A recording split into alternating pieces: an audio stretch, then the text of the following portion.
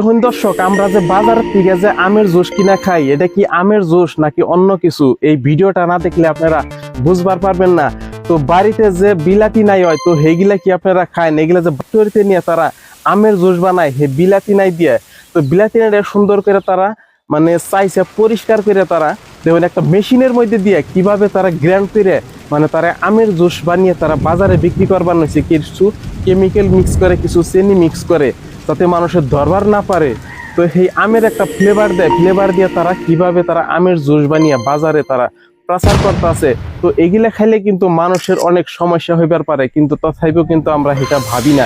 আমরা মনে করি যে আমরা আমের জুস খাইবেন নইছি, আসলে আম বলা কোনো কিছুই নাই, ইয়ার মধ্যে আমের কোনো অংশই দেয় নাই, তথাপি কিন্তু আমের স্যান পাই আমরা। তার কারণ এটার মধ্যে ফ্লেভার দেওয়া আছে, এই ফ্লেভারের জন্য কিন্তু আমরা আমের জুস খাইবেন নইছি, বুঝবার নইছি যে আমরা আমের জুস খাইতেছি। তো এই ভিডিওটা আপনারা যত পারেন শেয়ার করে